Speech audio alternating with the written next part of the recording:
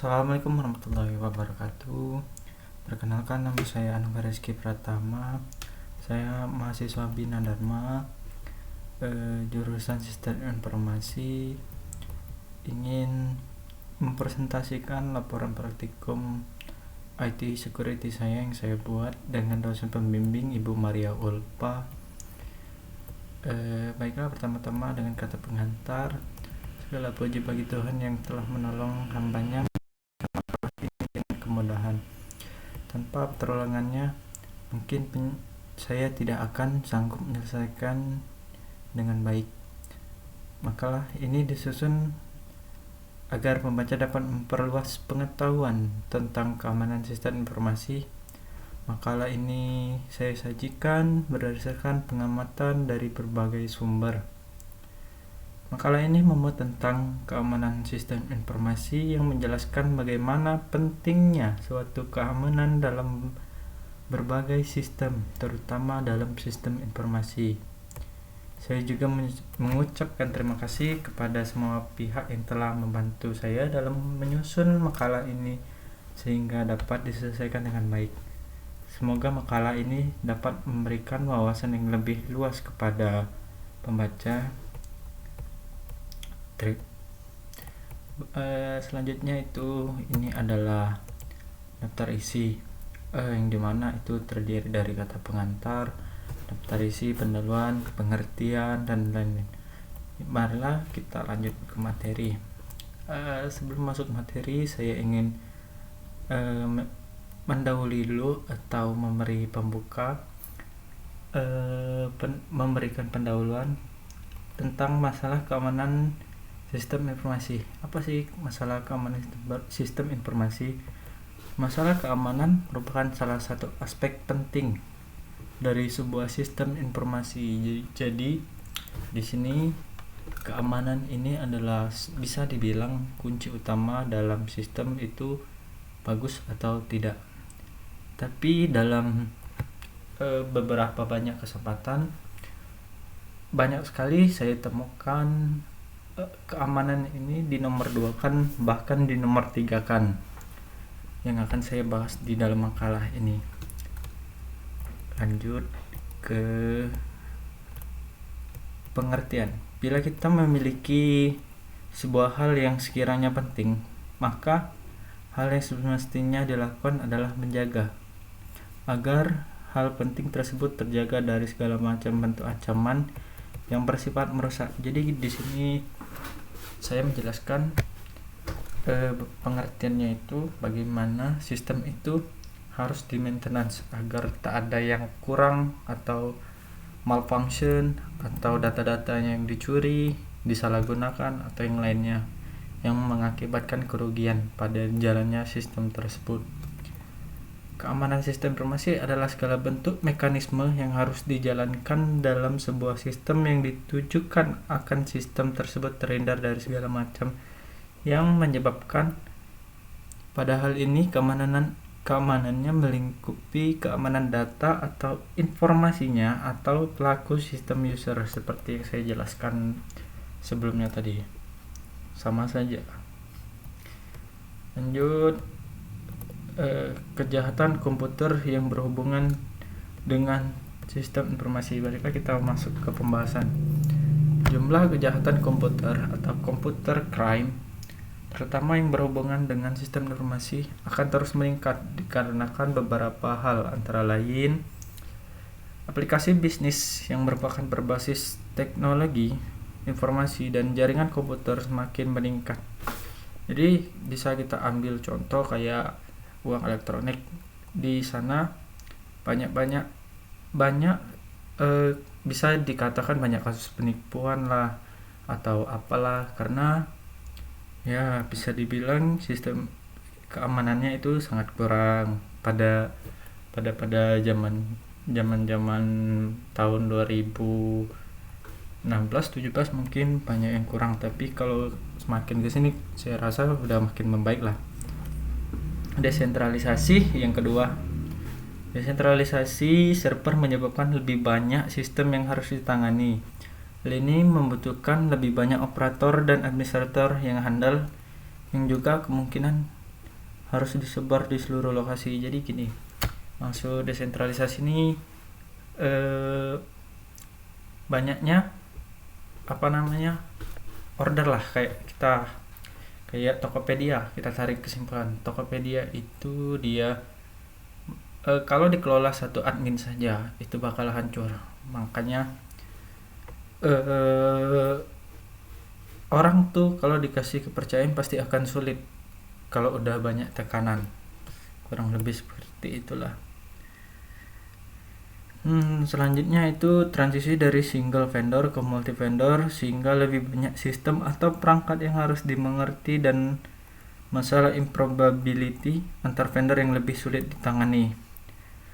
Untuk memahami satu jenis perangkat dari satu vendor saja sudah susah, apalagi harus menangani berjenis-jenis perangkat. Jadi gini, banyak di zaman sekarang ini mentang-mentang anak IT disuruh menangani tentang keamanan. Banyak juga anak IT kurang memahami akan tentang keamanan.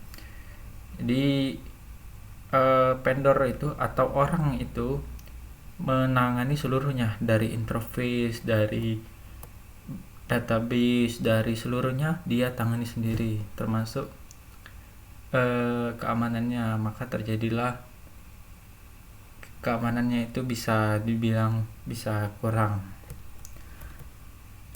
Meningkatnya kemampuan pemakai di bidang komputer sehingga mulai banyak pemakai yang mencoba-coba bermain atau membongkar sistem yang digunakannya atau sistem yang dimiliki orang lain. Jadi pada zaman sekarang ini kan ilmu sudah banyak bisa ditemukan di mana saja, tidak harus dari kuliah. Banyak juga orang-orang mencari ilmu tentang dunia IT ini hanya lewat internet.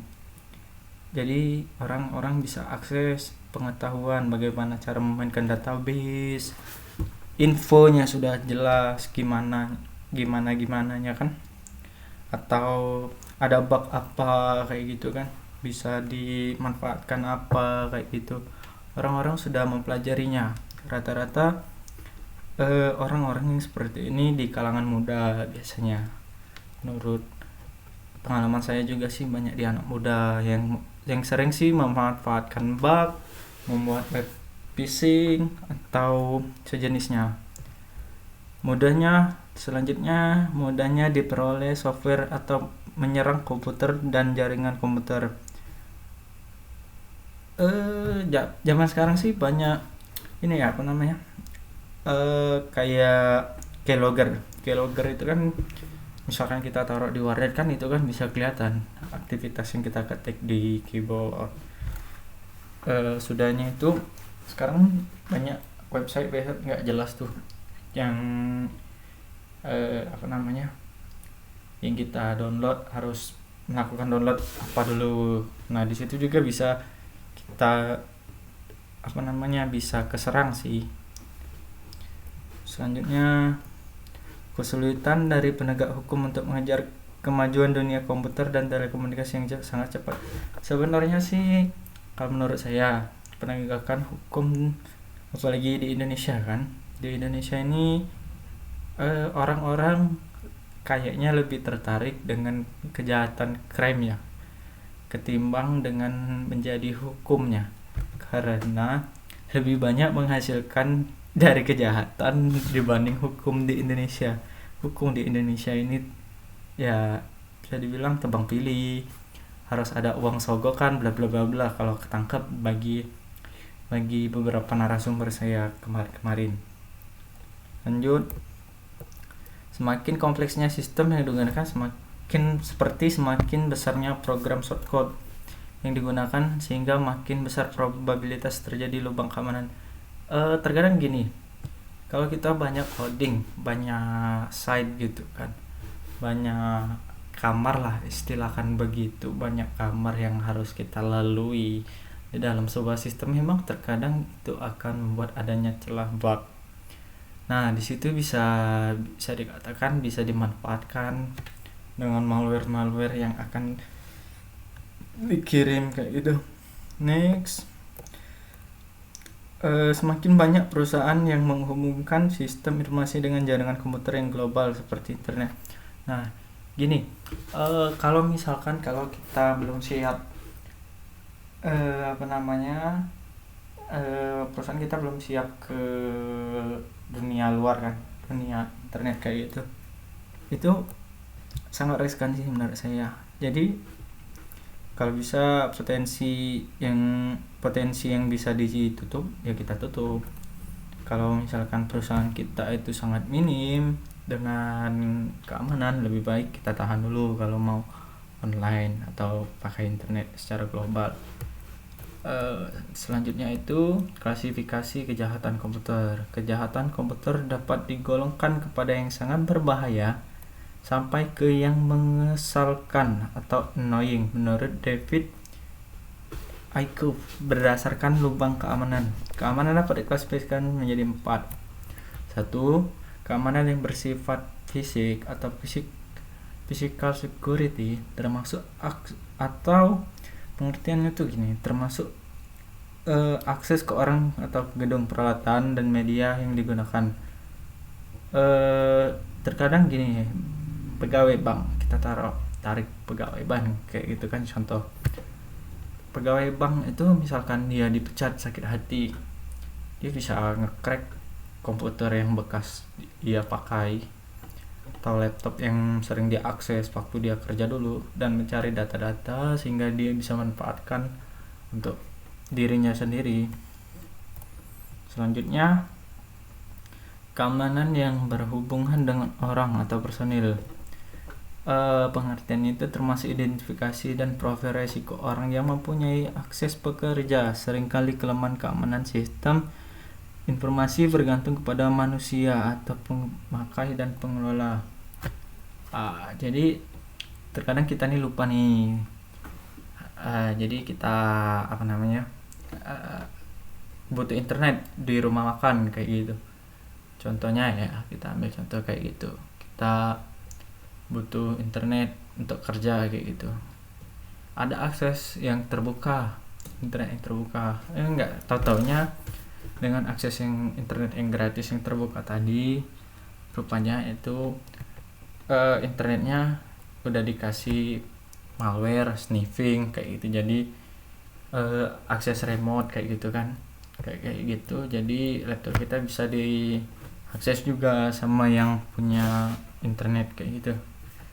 Lanjut, keamanan dari data dan media serta teknik komunikasi atau communication. Yang termasuk di dalam kelas ini adalah kelemahan dalam software yang digunakan untuk mengelola data. Seorang kriminal dapat memasang virus atau trojan sehingga dapat mengumpulkan informasi seperti password yang semestinya tidak berhak diakses. Seperti itulah contohnya. Keamanan dalam operasi termasuk prosedur yang digunakan. Kita lanjut aja. Aspek keamanan sistem informasi. Di dalam keamanan sistem informasi melingkupi 4 aspek, yaitu privasi, integrity, authentication,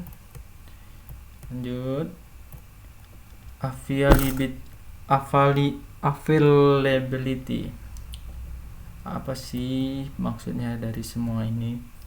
Saya akan coba menjelaskan secara ringkas saja aspek-aspek keamanan ini. Privasi, inti utama aspek privasi itu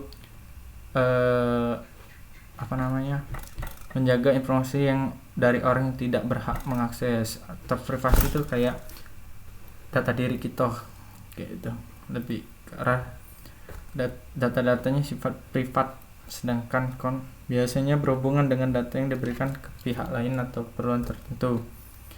Lanjut, integrity. Aspek ini menekankan bahwa informasi tidak boleh diubah tanpa izin pemilik informasi.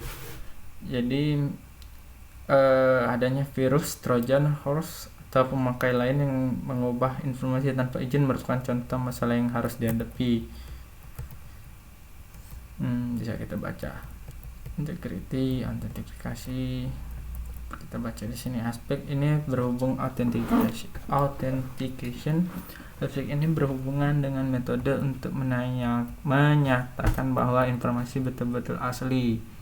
Orang-orang yang mengakses atau memberikan informasi adalah betul-betul orang yang dimaksud, atau server yang kita hubungi adalah betul-betul server yang asli. Jadi authentication itu yang asli gitu tuh, yang jelas, ada KW-KW domain atau website yang kita akses itu bukan KW-KW-an.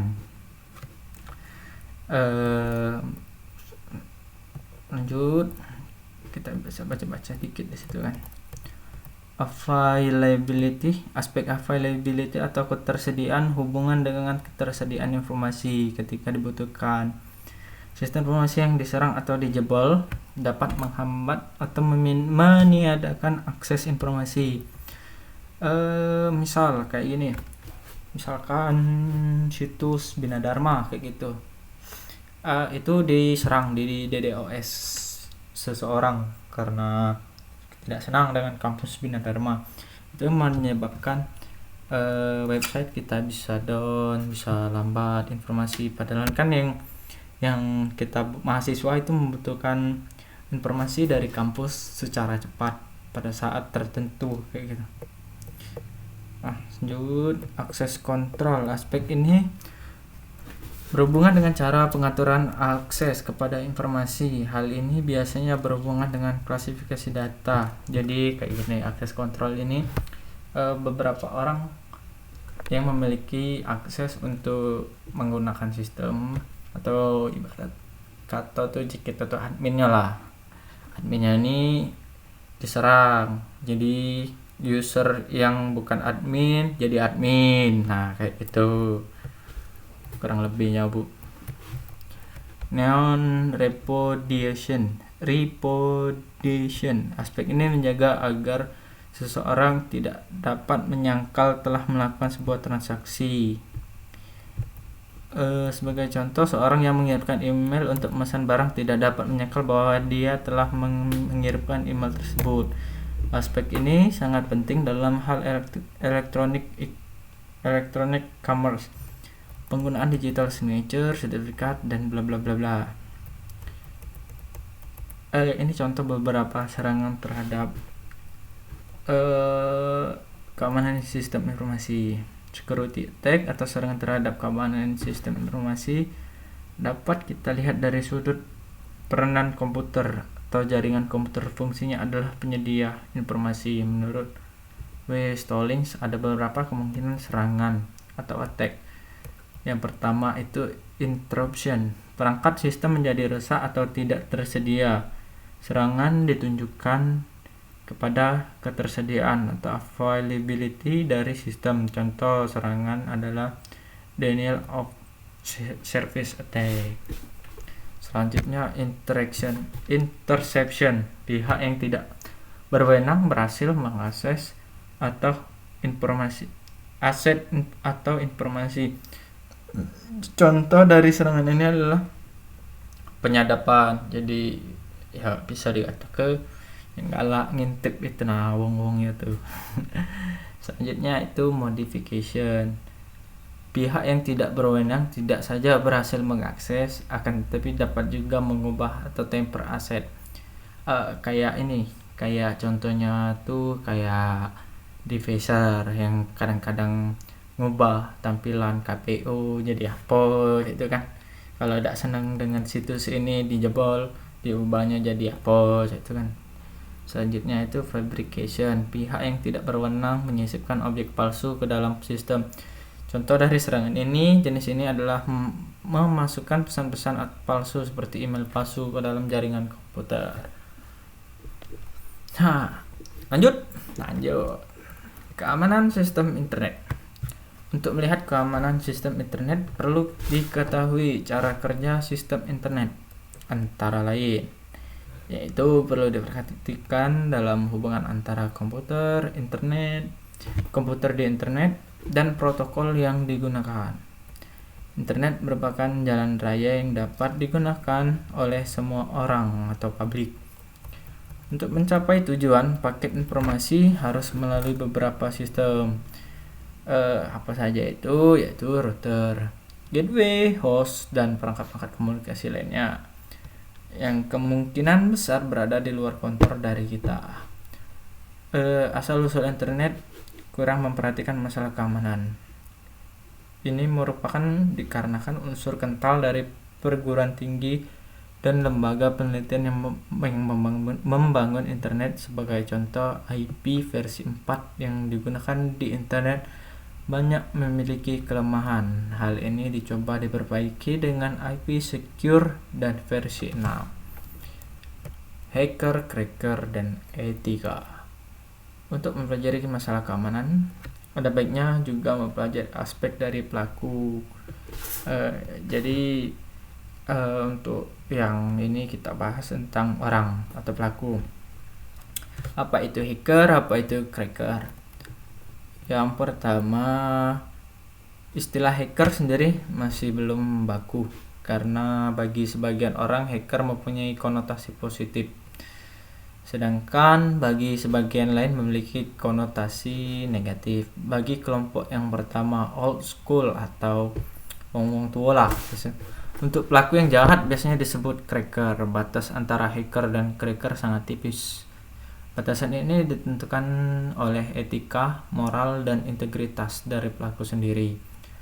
Untuk selanjutnya, dalam buku ini kami akan menggunakan kata hacker sebagai generalisir dari hacker dan cracker, kecuali bila diindikasikan secara eksplisit. Untuk sistem yang berdomisili di Indonesia secara fisik maupun logik, ancaman keamanan dapat datang dari berbagai pihak. Jadi kita ini banyak musuh. Dalam pembahasan aku nih dikategorikan yang berasal dari luar negeri dan yang berasal dari dalam negeri. Ancaman yang berasal dari luar negeri contohnya adalah hacker Portugal mengobrak-abrik beberapa site milik pemerintah Indonesia. Banyak sih kalau mau dicari-cari, tapi kita ambil contoh yang dari sini saja. Berdasarkan motif dari para perusahaan, ada yang berbasis politik, ekonomi, dan ada juga yang hanya ingin mencari ketenaran. Ini banyak kalau pada zaman sekarang ini banyak ke politik sih, karena ya Indonesia kayak gini lah Bu. Lanjut Bu. Masalah politik nampaknya sering menjadi alasan untuk menyerang sebuah sistem baik dalam maupun di luar negeri. Beberapa contoh dari serangan, nah, kita baca sendiri aja Bu, biar kita lanjut cepat.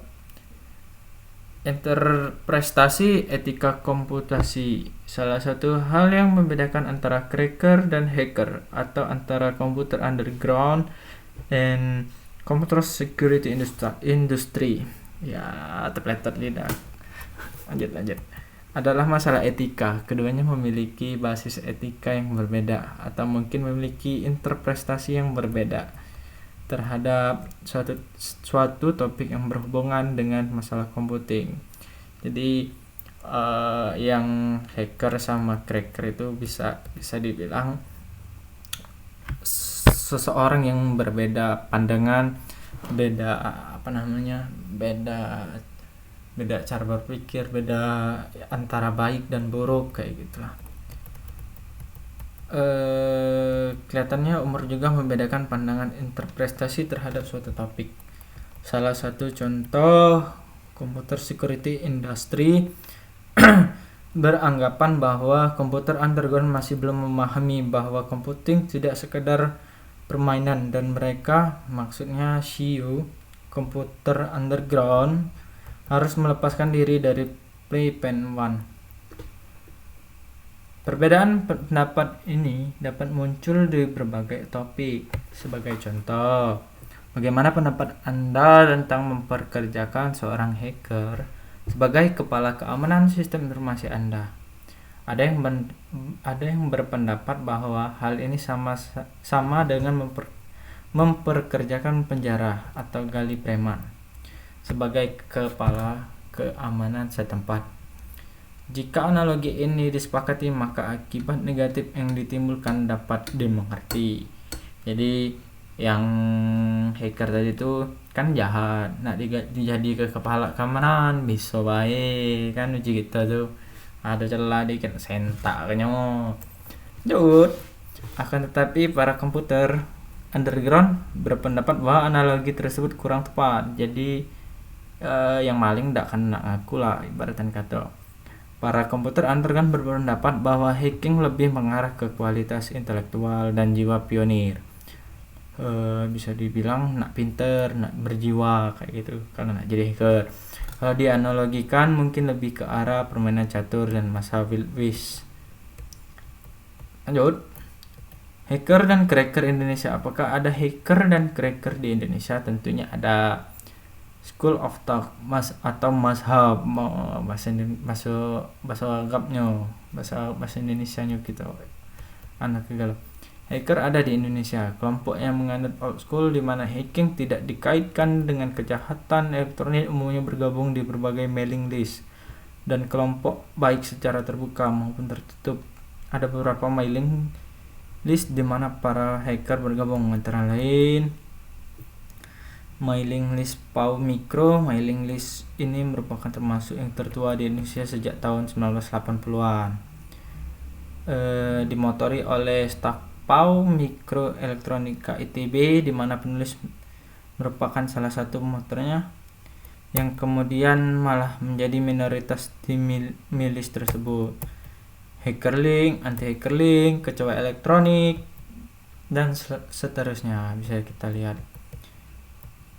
Pengamanan sistem informasi. Pengamanan sistem informasi dapat menggunakan enkripsi, memiliki dampak yang luar biasa di mana hidup atau mati seseorang sangat bergantung kepadanya.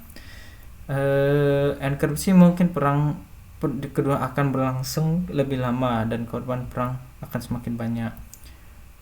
Kriptografi merupakan ilmu dan seni untuk menjaga pesan agar aman. Kripto berarti secret atau rahasia, dan grafi berarti writing atau tulisan.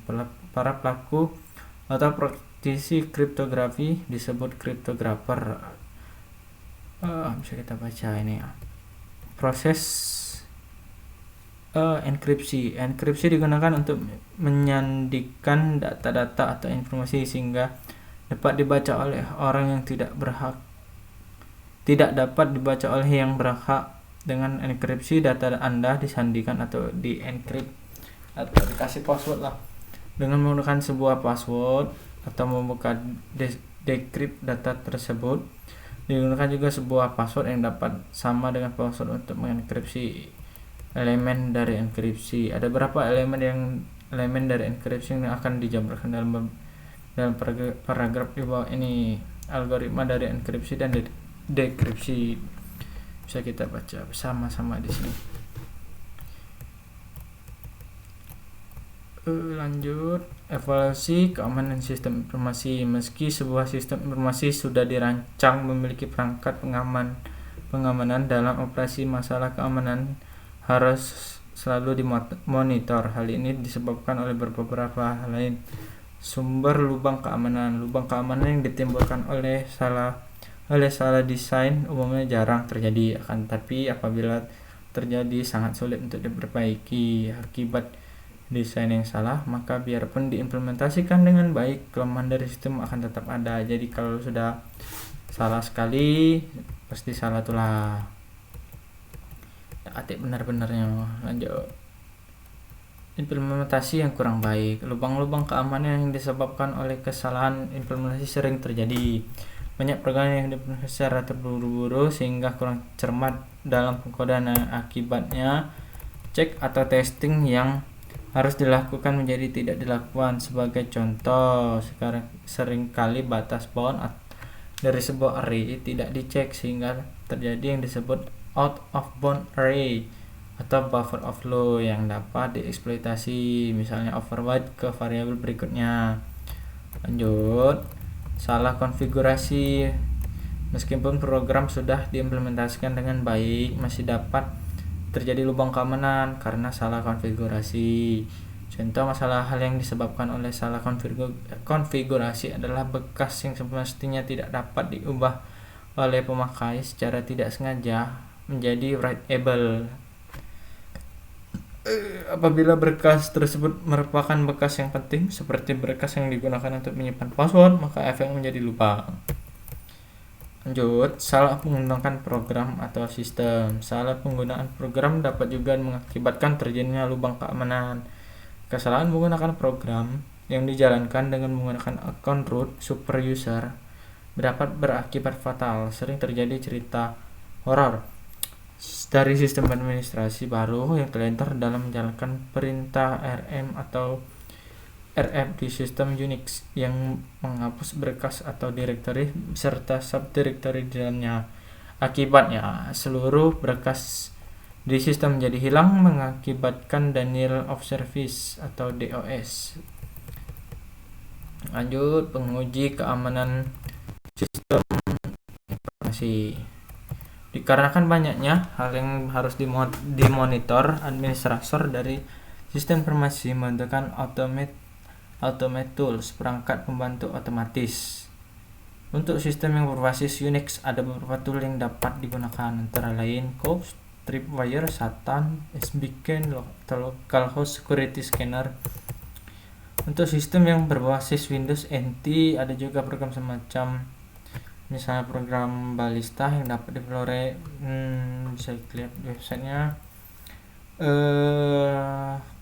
Selain program-program atau tools yang terpadu seperti yang terdapat pada daftar di atas, banyak program yang dibuat oleh hacker untuk melakukan coba-coba. Program seperti ini yang cepat sekali bermunculan, biasanya dapat diperoleh atau di-download dari internet dari tempat-tempat berhubungan keamanan. Crack. Program yang menduga atau mengucapkan password dengan menggunakan beberapa kamus dictionary, sering kita juga pakai crackan, Windows crackan kayak gitu. Contohnya Len dan Latiera, program yang dapat membuat sistem Windows 95 NT menjadi macet atau hack.